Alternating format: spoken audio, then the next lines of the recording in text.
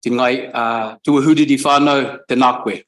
Te koromatoa Sam, te kaikoina hira rohe o Waikirikiri. No mahara mai kai whakahaere David and our staff and those that are watching today. Welcome to this afternoon to the Finance Performance Committee. Open with karakia. Whakatakatahau ki te uru, whakatakatahau ki te tonga. Kia mākina kina ki uta, kia mātaratara ki tai. E hi āki ana te atakura, he tio, he huka, he hauhu, ti hei mauri ora. Tēnā koe. Welcome, councillors. First, the second agenda topic this morning is apologies.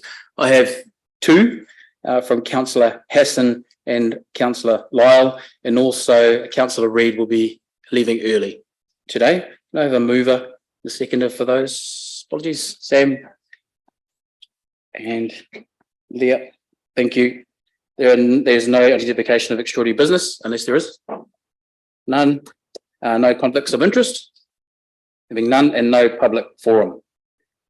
We move to the confirmation of the public minutes. You have those before you. Does anybody have any questions regarding the minutes? More a question to the chair around matters arising from those minutes. There are a number of questions in those minutes which don't seem to be addressed. Is that going to be at future meetings or a calendar of matters arising? Thank you, Councillor Miller.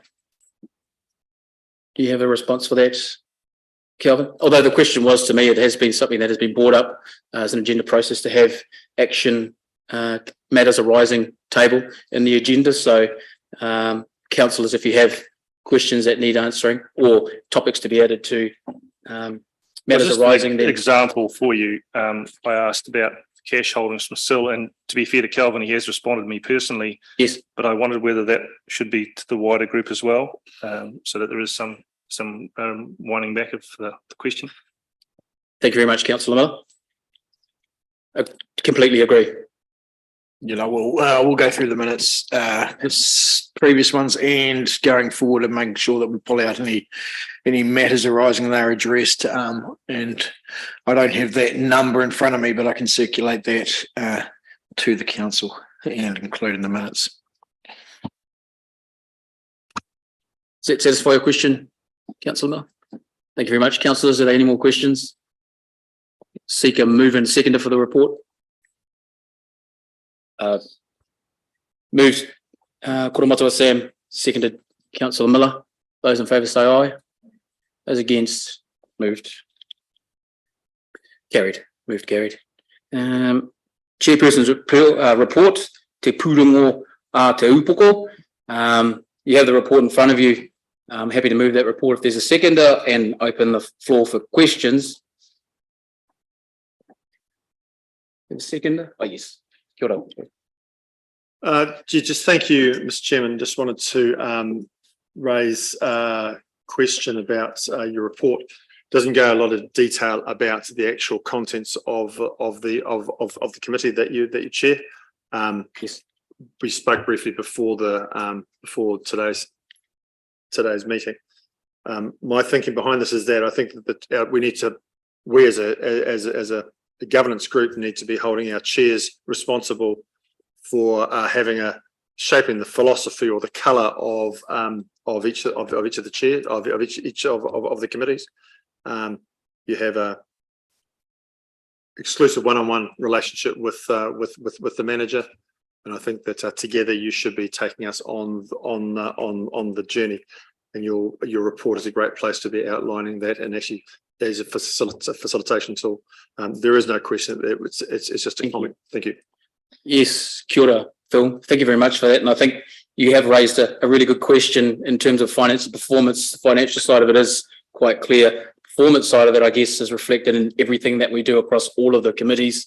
That's why I put all of these, the attendance of things that may not seem related, but in my thinking they are, because they relate to the performance of our council as a total. Moving forward, we have discussed this around with the various chairs around shaping the terms of reference tighter so that it can be you can expect to see what you're asking for in a clear direction. Yes, I hope that does answer your question somewhat. you can expect that. So thank you, kia ora.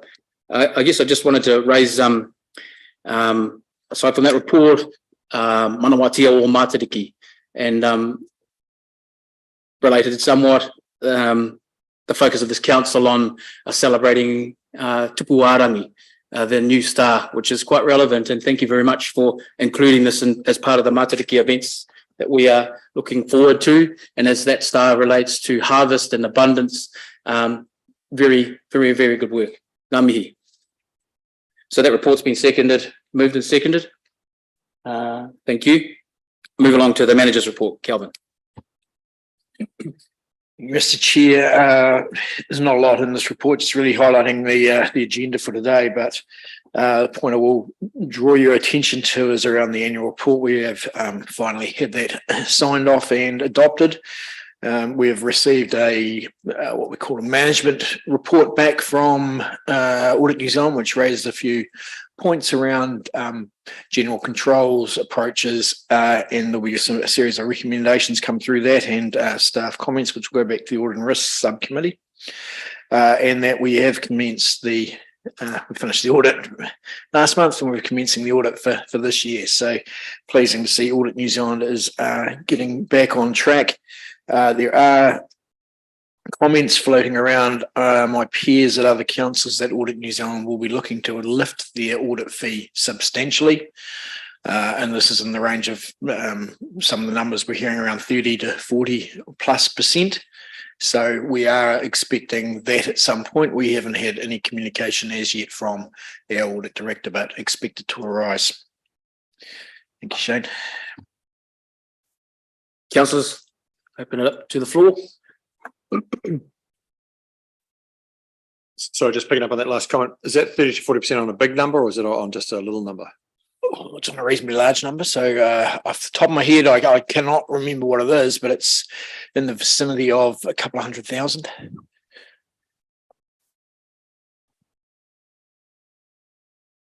Councillors, do you have any more questions? One thing I noticed, LGNZ ran a webinar with the audit, with Audit New Zealand last week, which I'll share with everyone. It's behind a passcode, so I'll just make sure that goes out to all councillors. There's and staff that want to be in on that. There's a lot of councils that are squealing about the same issue, feeling that the underperformance of audit and the extra costs that have been put on doesn't make sense, in trying to align up as the experiences that we've had over the last 12 months around timeliness and costs and the detail that audit wants to go into around wordsmithing of documents, and isn't necessarily at the level that our community expects auditors to be focused on. So I'll share that, and there's a good conversation in there. Thank you very much, Sam. And I guess the question really is, excuse me, does the lift increase performance? Why? And does the increase, will that give us more timely response? But I guess we'll find that through the process. The answers to that will be performance will be consistent, and they are completing statutory requirements. The statutory requirements are increasing by the day, and the scope and breadth of the audit is increasing also. So they cover off a lot of aspects which are beyond financial. They look at our water quality data, how we proceed around what we've said we'll do in long-term plans. So it's a broad piece of work. There is a significant auditor shortage in New Zealand and globally, and therefore supply and demand takes over and the cost of auditors increases. So anyone who wants to become an accountant, it's a good time to do it. Just a little plug. But look, it won't. It really is covering their costs. They under recover generally. Some of that is down to themselves being inefficient, but a large part of it is to do with the global shortage. Thank you, Kelvin. Councillors, you have the finance and performance report in front of you. Any more questions? There being none, I'll ask for a mover and a seconder, please. Phil, move and seconder. Oh, my apologies. Lydia. I wasn't. You're moving on to the major projects report next, are you? Well, it says here, yeah. No, we're on the manager's report. Well, sorry, okay. I thought you should finance and performance report. I'm sorry. So I have a move and a seconder for the finance performance report. Manager's report, my apologies. I've got, apologies. Those in favour? Those against? Carried. Thank you. Next report, finance and performance report. Here we go, Grant. To present the finance and performance report to the 31st of March 2023. We're in a continuation. Well, when you're looking at monthly numbers, they don't move a hell of a lot, and we're in a similar position to where we were in the last period we looked at. So we have a net surplus before taxes of 5.8. Our capital expenditure continues to lag behind where the budget was, and the variance at the end of March is 19.3 million underspent. We talked a little this morning at the previous committee around LIM numbers, and so they show here that they're being 100% delivered on time. That was the fact at 31st of March. We ran into difficulties post 31st of March and into April. And as I outlined this morning, a lot of work is going into that, and we are slowly but surely getting back on track, and we should be well and truly there shortly. Building consents was also discussed this morning, and if you look on page 17 of the book, you can see the progression and the lift of the delivery around building consents, which is positive. Looking at our other service, contract services stats, all positive, and our facilities are positive also. If we move forward to page 18, just quickly touching on facilities revenues, fees and charges. Again, a positive trends being shown. More detail in terms of the income, we've got the same trends as we had previous periods, where we have development contributions ahead of plan, and as a growth district, we seem to fall into that space, and it'll be quite a discussion when we come to LTP around growth assumptions.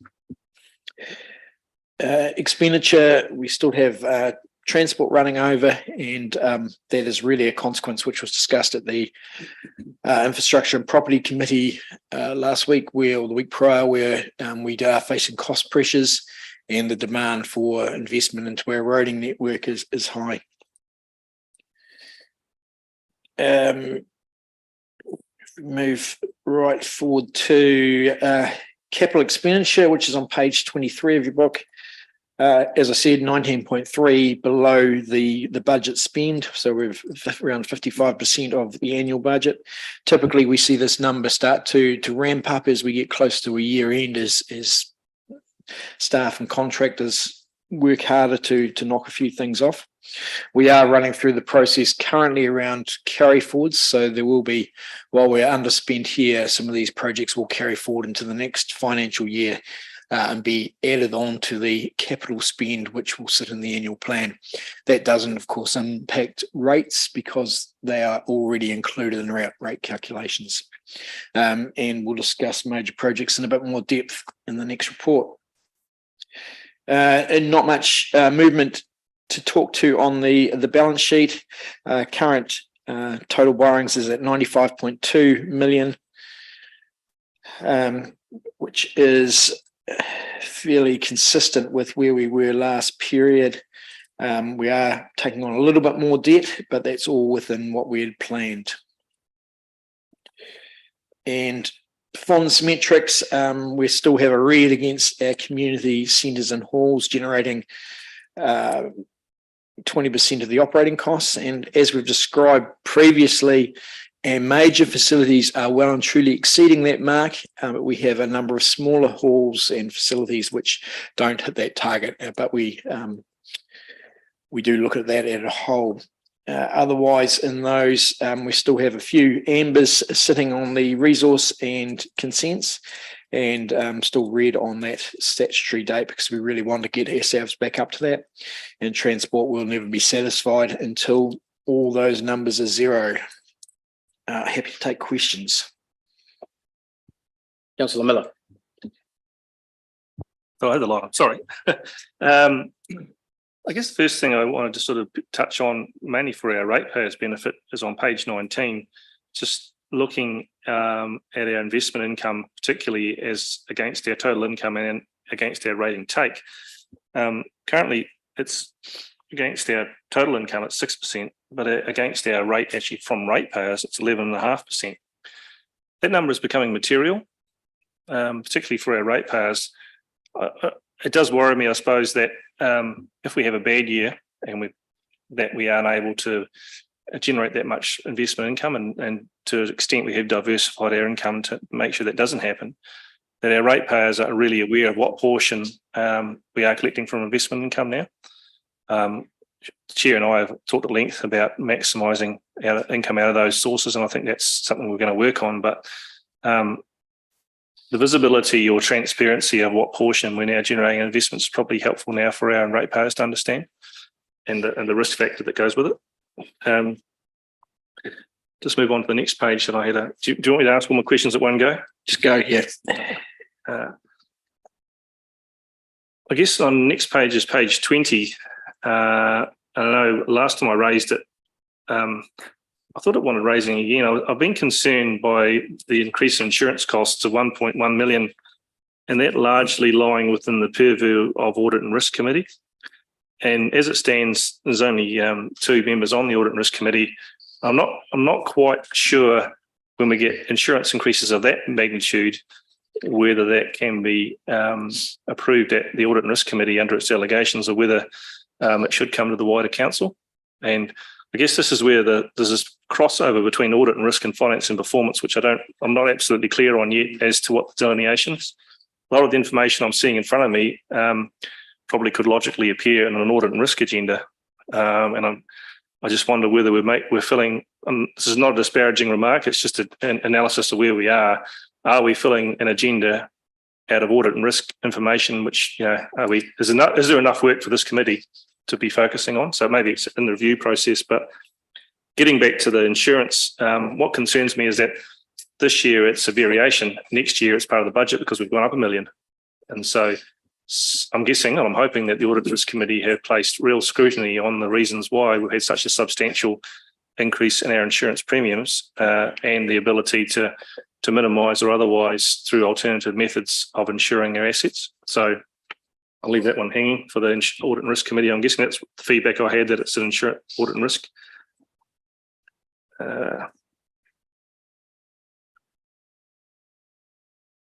Sorry, I'm going down for my annotations. I'll take a bit of time here. Just talking about the investment properties, and there's a list of investment property, and we're gradually getting more and more on there, which is good. Some of the ones that came to mind around the tours that we've been on, which we haven't had a good conversation about, particularly we noted the Ellesmere wastewater site post it being coming into back into council ownership, post the Pines to Leaston project and the potential industrial usage. The Ellesmere Reserve Board, the Ellesmere councillors have done a very good job of pushing that to the side all the time, but I think the time has come for a really strong conversation on the Ellesmere Reserve Board and the land that under management. We are talking loosely about Help It, but I think it's probably wants further investigation as to where that land lies. And one of the other things that came out last week at the last week's agendas was forestry blocks, particularly I think the one I identified was on Waterholes Road, which has strong commercial value. So just an assessment of our forestry holdings as to how they fit into the investment portfolio as well. So thank you, Mr. Chair. Thank you, Councillor Miller. Okay, I'll roll through those questions, all good questions. So reliance on and significance of investment income, really good point. And the way I propose to deal with that from a ratepayer point of view is really emphasise that through the long-term plan process. We should have a little bit more detail around the last point you made as well by that point. So they'll link together. But yes, it is significant. We are facing potential headwinds from some investments where we'll need to be mindful of that and think about the impacts that could have. So our planning assumptions where a lot of this just go straight into general rates. We should be taking a more probably conservative approach and see it as upside rather than a potential downside when it turns up. But how we present that going forward is a challenge that I want to look at. We can't, unfortunately, put it on the rates invoice, which we'd sort of thought about. There's certain rules around what you can and can't do. So, but there are other ways we can present information at other times. I think it's important, Kelvin, just while we're on that subject, is that we don't have a formalised reinvestment program. So if we get X dollars as a dividend, it just all goes in general rate. And nobody grows investments or does investing like that. You don't just put all the returns straight into your cost centre. You have a program of active reinvestment, and that's not delineated either, as far as I can see. No, that's correct, and that is part of the. Well, I'll just jump to the question 3 around investment properties, and so I think, as I've mentioned before to this committee, is we will be undertaking a full review of all property, so that we understand. What the purpose of it is, what the original purpose was, but what are the current purposes, and then make a call at the appropriate time around hold, release, alternate use. And I think we'll all have ideas around that, and that becomes then quite a powerful portfolio of property that which we can really make a meaningful difference to the ratepayer on. At the moment, it has sort of been managed somewhat as and when things come up, and a lot of things have been ring-fenced for water or other things, which the circumstances have changed, and we need to take a more active role in that. So that will be occurring and will form part of some of those decisions into the long-term plan. Insurance costs, placement of insurance. My understanding, the delegation sits back at the council. It is not an audit and risk delegation to place the insurance. They are there to advise the council on appropriateness of the cover and advise in that way. At the last audit and risk committee, there was a presentation in public excluded for commercial reasons from Marsh, our insurance broker, around the adequacy of the cover, what we could do differently, and they provided a market overview of where the insurance sector currently sits. And it'd be fair to say through that conversation, there is a lot of headwinds facing that industry currently. We don't have to go far back until to February, where in late January, where we saw floods in Auckland and a cyclone coming through, and the insurance market is getting tighter and tighter. The uncertainty is high. So yes, the increase in the over budget amount this year, highly likely we'll see a further increase of material magnitude going into the next year. We have assumed an uplift in the annual plan. Whether that uplift is enough, we probably need to consider again when we get into deliberations. But at this point, it is best information we have, and I would suggest that whether it be this committee or the full council, you'll receive a report on that. Thank you, Kelvin. Does that somewhat answer your question, Councillor Miller? Questions? Short answer is yes, but I'll have further questions when it comes back. Yeah, I guess I was just Councillor going to Dean. pick up on the last point about the, and also earlier on when we were talking about the role of the chair and the manager. Also, in the previous minutes we talked about that exact same thing again as the schedule of properties. There must be a time frame that we can work on, and which will need resources. Then it can come back here so we can work out how much resources. There's a few things that were in the minutes of the meeting that were probably need to be put on a schedule of works or something. Yeah. Thank you very much. Councillors, are there any other questions? Oh, Sam. Oh, yeah, just in answer to some things Grant put up. So the Audit and Risk Committee has recommended that there be the additional member be either the chair or deputy chair of this group to increase that connectivity grant. And I think you're right, the review around the effectiveness of these committees will pick up all those bits about are we doubling up, do we have gaps, and answer some of those questions. So that from the Audit and Risk Committee were to council to approve the change to the terms of reference, which will allow this committee to appoint either yourself or the chairperson to that spot. And that same report will also include a second external member being appointed. So we recognise currently that the Audit and Risk Committee needs a couple more people. Thank you very much, Your Worship. Are you looking for a response from that? No. Okay. Yeah, thank you very much. Sorry, Lydia. Thank you, Mr. Chair. This is a question that's been put to me by the community, and I'm just wondering if you can answer it here. Does Selwyn District Council pay a living wage to their staff? The answer to that is the council itself does, but we do not require at this point any of our CCOs to do so. The living wage is proposed to increase substantially in September, and it's the council's intention to carry on doing that. Thank you. Thank you very much, Councillor. Some very salient points brought up, and definitely what we would expect from a Finance Performance Committee.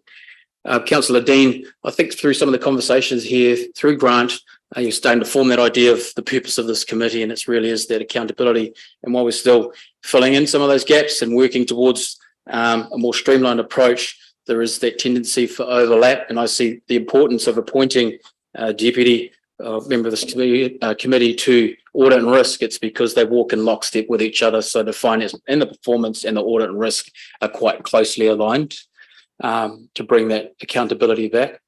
Councillor Miller, you did raise some very good points around the action matters and something that really needs to be present in the next agenda, and also timelines, Councillor Dean, on investment properties and really forming up what can be and should be part of this committee. Calvin, I just had a couple of questions on the 2.37 million due to vacancies and the staff costs being favourable, and how that affects the current performance or the well-being of council staff. And I know we are working towards filling those gaps. Is there a sweet spot between the extra work that's been taking on and being careful not to overload existing staff's capacity? Second question is just around roading, and look, that's going to continue to go up. We're always going to be looking for more money to look after our roads. So coming to the next long-term plan, I'll expect a real lift in that, in the budget behind that. Staff on first year, there will always be vacancies in an organisation and having to manage those, and some of the issues there you see is when we have an increased cost in consultants and professional fees, where we are having to outsource because we don't have the staff on site. So we're attempting to manage that as best we can. It is an incredibly challenging employment market, incredibly low unemployment rate, talented expertise is hard to find, and we're just talking about the auditors previously. It's no different across a lot of sectors, so it is a real squeeze. Staff welfare is of utmost importance, and making sure that we're managing workloads. So previous discussion around investment property, it's one where you sort of got to manage what you've got resource wise to the expectations of yourselves and the community. So while we can't commit to coming out with dates straight away, it's useful to go away and consider that in the wider work programs. The other question around roading, that's a big decision for councillors around level of expenditure. We set our budget typically in line with what Waka Kotahi will fund, and then we have made a proposal. Well, in the last annual plan, or maybe the long-term plan, we committed to an additional $1 million above what Waka Kotahi fund, and in the proposal for this draft annual plan, we've added a further $1 million. So look, again, decisions for LTP time, but very valid point, because we want that roading network to be as high a quality as possible. Thank you very much, Calvin. That concludes the finance performance. The finance performance report. Do I have a mover and a seconder? Councillor Glidden and seconder Bob Mugford. Thank you. Major projects report, Calvin. Jen's going to come up and work through this report, but I think the point to note here is what we're reporting and how we're reporting is evolving and will continue to evolve over time. Pleasing to see that the level of of that is improving. We've incorporated the Better Off funding initiatives now into this report as standard. So really, I'll just leave it with Jen to work through the highlights.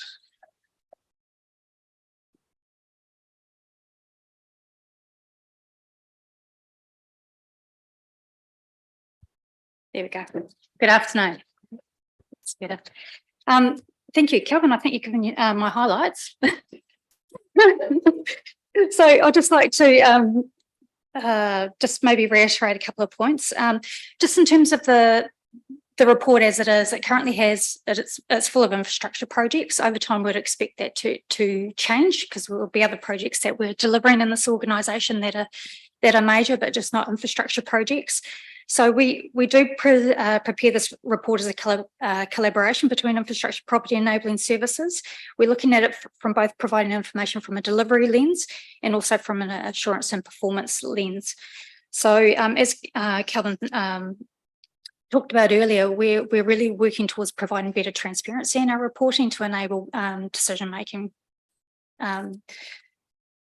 There are a couple of projects that you'll probably have seen through the report that are highlighting potential cost escalation outside of the approved budgets at the moment. That being Kakaha Park, the Prebbleton roundabouts, and following the Whātaro briefing councillors received last week, there's a business case being prepared with options around where that project could go. What we have indicated in the report is when we do expect to come back to council with some better clarity in terms of what decisions are required and how we need to address that.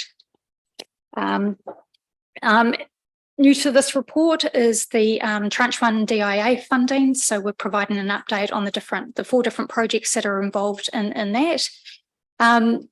Just as an update, since this report was written, we had an initial feasibility study presented back regarding the Friends of Ellesmere Hospital. That's going to go into a stage 2 part of the feasibility study.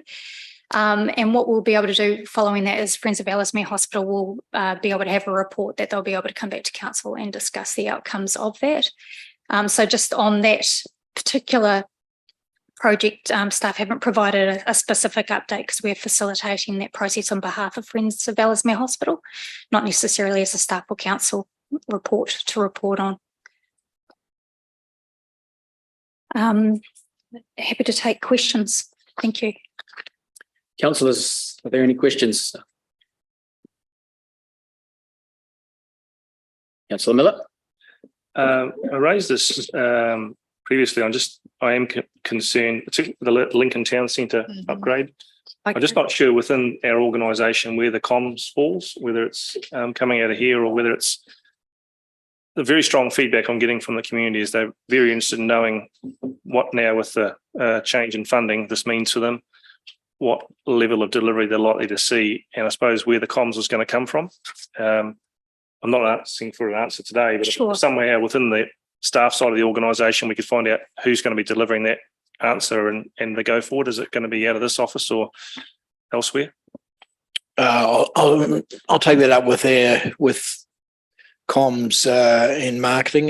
It's a point that we noted, whether it was within this group or within another group recently, that we do need to lift their comms on this one just to give a bit of clarity as to what we're doing and potentially what next steps will be. But of course, the long-term plan will have this as front and centre.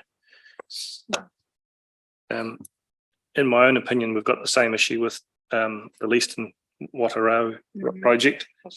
I'm just not sure. We seem to be carrying on the same pathway when there's a bit of uncertainty. I don't know whether we should have a bit of a workshop and a bit of a refresh on that space, whether it's just me or whether I'm the Lone Ranger or whether everyone else is feeling the same. But I welcome comments from the rest of the councillors. Councillors? Yes, who have we got? Councillor McInnes? I was actually going to ask about something different, so I don't know if anybody else wants to jump ahead if they had a question around, but I am in terms of where our Better Off funding was going on. We literally had our projects scaled with the idea that tranche 2 would follow through, so that would be interesting to know, a bit more about what our options are, because I don't think the terms allow us to vary what we use the first tranche for, which is, There are abilities to vary, but you needed to seek approval. And I would suggest that what we've allocated the funding to is still of highest priority. So I wouldn't recommend moving that. And the bulk of it is going to Lincoln Town Centre. It still remains appropriate, but it's a very valid question around. We had assumed significantly more funding, which would support further stages. That has now disappeared. Therefore, it does become critical within the long-term planning horizon of how we fund anything additional. Councillor Dean. Are you happy with that, Sophie? Sorry, well, apologies. I was going to ask a totally different question, but I guess following on from what Kelvin said, I mean, the other part is we've noted before that sometimes if you've got a plan sorted and spec'd, even if your original idea for funding isn't quite there, then it allows you to apply for other funding depending on what government opens up. But yeah, my question was around page 38. We've got the Prebbleton roundabouts, and there's the note at the bottom about further funding may be required for this project. Staff will report to council. I guess just, yeah, it'd be interesting to know. I'm hoping that the report would also, like, are we going to know whether Waka Kotahi would continue with, if the prices increase, will they still be at 51%, or are they looking at a percentage figure, or are they looking at a dollar figure from their contribution? Yeah, those are all good questions, Sophie, and I think we'll need to come back to make sure that we include all that information in that report back to council, so you have that full view of that project. At the moment, I don't know if I could comment on whether those conversations to that level have taken place yet. Yeah. Kia ora, Sophie. Councillor Dean. Well, actually, mine was kind of around Whateroa, but more around. I've lost the page. And on here, Whateroa's on there at our meeting 2 weeks ago. The Whateroa came up, and there was some issues with. There was a financial blowout, but it's not on here. Secondly, the Prebbleton roundabout. No, not Prebbleton roundabouts. The Prebbleton Reserve and associated works. The budget was completed in December 2022. The estimated, but there's a delay which has been highlighted, which is fantastic. There must be a cost reflection in the delay too, and that hasn't been reflected in here. So, I guess what I'm saying is that while we're showing red for time, green for the cost, but I would assume that there'd be a cost blowout from that as well. On that point, Phil, that's something we can double check, and sometimes it doesn't always equate that way. Okay. That's not Usually. I mean, it's not normally what you can associate. Blowout and time and cost. It doesn't always associate, but we'll double check. There's nothing on here that. Yeah. Okay. That was they were the two areas that I was. Apart from that, I love the colours. The colours. Yeah. Okay. Just a further point on Kakā Park. Stage 1 year time delay and the cost is in amber, so the current estimate is above the budget, and we talked before about coming back to seeking approval for that additional. The changing rooms on the subsequent page, I asked the same question, and where the estimate is on budget, slightly above the budget, but we haven't quite finished yet. The reason there will be no further cost is the changing rooms themselves are finished, but in terms of opening requires some works around the outside, which is not covered by that budget. Councillor Miller. Will the Leaston to Pines project come onto this reporting system under the project office, or will it stay or come onto assets, or where we're likely to see that? It'll end up on this list, but an operational side of it will sit with the infrastructure and property, but the financial performance and project management of it will sit here. It'd be quite helpful to have a project owner on the sheet, so who actually owns the project. Yeah. Thank you, Councillor Miller. Aroha mai, koromatoa Sam. I'm just so used to seeing you usually at the top of the thing anyway. Okay. All good. Whateroa, and that project, I guess, will be on the follow-up from Denise's report. So it's the same question as Councillor asked. Where's it going to sit? Because I don't think we want to be discussing and debating that particular project today, but I think there's a number of concerns that have been raised post our visit around what is the community expecting, where does that all sit? And Denise, I'm expecting that'll come back through your report to us, through your committee. So just wondering where that's going to sit. We need to clear that up. I think we're looking at the practical opportunities, and it's either a full council or it's a community services committee meeting. They come within 2 days of each other at the beginning of July. Cool. And the use of whātaro rather than whātarau, because every time we say rau, we all repeat in our heads rau, and then we hear rau, and then we see rau, and we say rau, and we're saying it badly. So if we could try and say whātarau as one of the projects that we're running as council, just around our language would be good. And secondly, I really like that we've got the Better Off funding projects here so we can see them. And often in the past, when there's been short turnaround funded projects from government, we haven't had a whole lot of things waiting to be done because we've been quite proactive in getting things done. So actually having some stuff that's planned with business cases that's really clear, either, like you say, there'll be discussions that we'll have around our long-term plan and how we get on with funding them. But also if we're partnering with others, we can actually show that we've done heaps of work that can now be delivered rather than saying, oh, we think we should probably do something like this. So I think it's good that we're going to complete the stuff that we've already said. Tēnā koe, Sam. Thank you very much. There has been a number of questions raised there around the Waihora Whātarau, and I appreciate conversations here. Denise, you've put together some commentary there, but I guess the question is, do we need to have a further workshop? What are the steps and processes from here? How do you see that coming forward from this point? I guess one of the points that I'll just make is that if we proceed, we are likely to go over the current budget. We are not yet proceeding.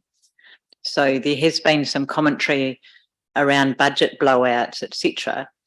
And I think with the project management methodology, what we are actually doing is foreshadowing the risk of blowout and bringing it to council's attention so that council as a governance is well over decisions that will impact. So we have not yet blown any budget around that. The next steps, as I understand it, but actually Kelvin or Jenny may want to speak to this, is that we wanted to foreshadow to council the risks that we saw and to gauge the concerns and that council responded with, so that would then inform a business case that is currently being prepared that will explore a range of options so that governance can consider a number of options in terms of the way forward. And from memory, I think it was we were looking at it being scheduled in the first week of July. And while we had wanted to get it into June, there was some practical reason about something not being available. And so rather than rush it, we wanted to do it absolutely thoroughly. So it is scheduled in the first fortnight in July, so that there's a robust business case that outlines the options that council does need to make a decision on, so that there is no blowout unless council permits a blowout or an extension or a change of direction or whatever it is. Did you want to add anything to that, Kelvin? It's a really good explanation. Thanks. But what I'll add is, yes, the long-term plan approved a facility to be built in Leeston. It approved the financial envelope. Initial numbers which have been workshopped show that the budget so the actual cost would exceed that materially. So that becomes a decision for the governors to come back and say, are we happy to have a overrun or not? Now, this is probably an improvement on previous where we would, it's been approved in the RTP, we'll go ahead and do it. We were now taking a more commercial view of it, and means we can either right size to the budget, or we can go in eyes wide open with knowing it's going to cost more to deliver what we what we need for the community. It won't be the only project that ends up like this. There'll be others along the way, and I can think of others that sit further out in the long-term plan which will have the same circumstances. Thank you very much, Denise. Thank you very much, Calvin. You've explained quite clearly the how or how much. I guess some of the conversations with councillors around the why and the original intent, and the difference in now the report that has been brought around the use of that building. So I think perhaps the question, aside from the how much, is the original purpose, how that has changed, and then perhaps filling in council as to the assumptions reached through the consultation process, so that we can be better informed to talk to our community. Thank you. Turn it off now. That's a major projects report. We'll move into a seconder for that report if there are no more questions. Councillor Munt, move, and Councillor Dean. Thank you very much. The next report, thank you very much to Jen. The next report is a draft annual plan update from yourself again, Jenny. Thank you. Just introducing, we'll take two papers here. One's an update on the draft annual plan. The next one is the update on the long-term plan. They're both there for your information and for Jen to ask and answer any questions of. Councillors. Thank you. I guess there's just opportunity to think about the papers that we're going to receive for making decisions next week. To be able to discuss things by topic rather than by submission is just helps with the process. We don't have to make 110 decisions. We just make 20 decisions based on the topics that have been raised with us. So just keen to understand what's the shape of the paperwork we're going to receive, and how will that help inform our decision making next week? Sure. The draft paper is literally sitting here, and it's why I didn't join you for lunch today trying to close that out. It is following exactly that approach, Sam, where we went out for engagement and allowed the community to provide feedback based on a series of themes. Those themes will be summarised at a very high level with a staff recommendation around those and identifying any additional funding. So that will sit on the front, and intent is to work through that. It is not a long paper, but we will also include as an appendix each submission point, just for reference. So if there is anything that you want to raise, you can do. Councillors, are there any further questions? Thank you. Councillor Miller, or Councillor Sophie McInnes, please. Oh, well, Grant's light was on first, but All yours. okay. I was actually just going to make a mine was around the LTP one. Is that okay? Yeah. Just to say it's good to see that early community engagement is mentioned there. That's really cool to see, because yeah, you don't want to leave it to the point where it looks like all the decisions have been made and then you're asking for a comment. Really, yeah, I very much appreciate that. Thanks. Kia ora, Sophie. Councillor Miller. Similar vein, the LTP. I just note that you're suggesting we start workshops in June. I wonder whether we should start that process with a long list of things that are in the LTP. And there might be a culling of some of those, which some way may already be achieved. Some may be decided that actually they're no longer relevant, and just making sure that what we bring forward to the LTP is genuinely worth spending staff time on, because we may spend a lot of time and energy of staff that it's not required. I've just been reflecting to some of you individually about the process last week with the Sheffield pool and the inclusion of a multi-purpose indoor room at Darfield, which somehow got involved in it. That seemed like poor process to me. I'd like to avoid that. The intent with some of those early, and thanks, Sophie, for noticing, the intent there is to go out and get general direction and more from a strategic point of view, high level. And we discussed this morning in the workshop a bit around Future Selwyn. A lot of that work will recycle between both processes. And I think the early intent is not about the wish list, but it's more around direction setting and making sure that we're heading in the right direction and we've got the right boundaries in place that enable us to make the right decisions so that we don't start drifting wider than what the scope permits. But having that list of projects that we've already committed to, we can produce that reasonably quickly. It's probably a good back pocket thing for you all to have to start mulling over. So just to be clear, what you're suggesting is we develop our future strategy first, then start to drop down LTP projects out of that. Yes, we probably won't get to the extent of having a complete future sell-on, but at least on the way towards it, so that we don't drift dramatically from that. So, yeah, what do we want the district to be, and what do we want to provide? All of those things. We don't want it now. Sam. Following that conversation around future sell-on, Robert Love was saying lunchtime has been the plan would have been to have future sell-on completed, ready for this long-term plan, but with all the legislation changes and the things that have had to move in the planning department, it won't be complete, but we'll have as much info as we can to inform where we want to be. It will be complete before the next review of the LTP, but that doesn't help us with the work that we've got to do over the next 12 months. But keen to know that it's informed by wider work rather than just stick your hand up for a project. The question I've got here is around that community engagement. What does that look like? Is that with a representative group of Selwyn livers, and is the plan to keep them engaged in a process for the next 6 months so that there's kind of a continual review of what we're doing to test some of the things before we go out to wider community, full community engagement?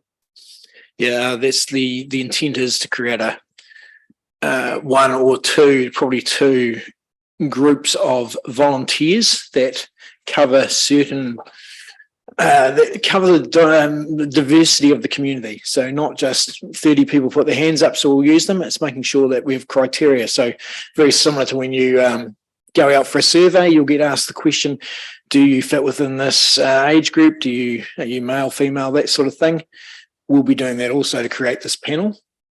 I think the ongoing use of the panel is really useful and important. So, and to continually have a panel there when we've got ideas that we can just put it out to the group and say, give us some feedback. So get that initial feedback on what's going on. They'll be really quite open-ended. So we will be looking at some of the themes coming up shortly as to what we want included in those discussions. But we do want it open-ended, so it's not about forcing people down a path. Great. So there's places, I was in Hamilton recently talking to them about a similar process they've got, where they've thousands of volunteers get asked lots of things regularly about what council's doing, and some of them choose to answer and some of them may not, but it gives some really fast feedback to council about direction. I just wonder about pulling this group together. Once you know where people fit in the demographics of a community, you can weight the responses based on some of that. And to be, as councillors, we're quite well connected to our communities and know we'll have had conversations with people who'd be quite willing to put their hands up. So if we're thinking about who that group's going to be, is it the first 25 people? Are you approaching, like what's the scope of forming that group? Because I think we could help bring some people in some ways. If you've got a group of 100 voices early, weighted based on the demographics that they fit, would help inform us. Certainly happy to take a list of volunteers who we believe would be useful for the project. I think it's key sort of to make sure that we do have that broad view. So yeah, any volunteers or ideas around participants would be really good, because we do want to get a wide view from the community. I'm on a similar panel for Charter of the Accountants Australia and New Zealand, where they will go out to just poll us on things going on from time to time, and it's a quick survey, no real hassle, nothing binding in it, and you just complete it. It's really, really useful material for making decisions. Thank you very much, Sam. Councillor. Just with the list of existing projects that will go into the long-term plan, will they have a costing beside them?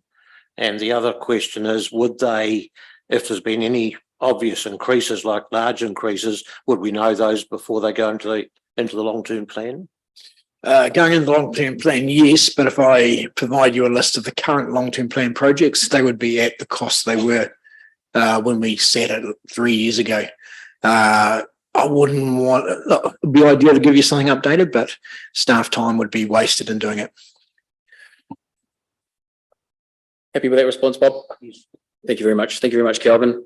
Councillors, we have report 12 and 13. I seek to move those, the draft annual plan update and the long-term plan update together. Sam, move, and Councillor McInnes, second. Those are in favour? Aye. It's against? None, carried. Thank you very much, councillors. Resolution to exclude the public. Oh, sorry. Property report, excuse me, apologies. Speeding through that. Kelvin, or I'll take the property report as read. There's very little update. I know the format of this is not the greatest, and we are working on a much better format. It's just really around resourcing to get that done. The only point really to note is we discussed this morning also around the charging network, and we're partnered with Meridian Energy, and they're making good progress on getting that network up and running. councillors, are there any questions? There being none, seek a mover and seconder for the report. Kurumatawa Sam and Councillor Glidden. Thank you. Those in favour? Against? None, carried. Now, resolution to exclude the public. Thank you very much for those who joined online. Mover, Councillor Dean, Councillor Mugford, second. We will move to all those in favour. Against? None, carried. Intermission. Until we get rid of this.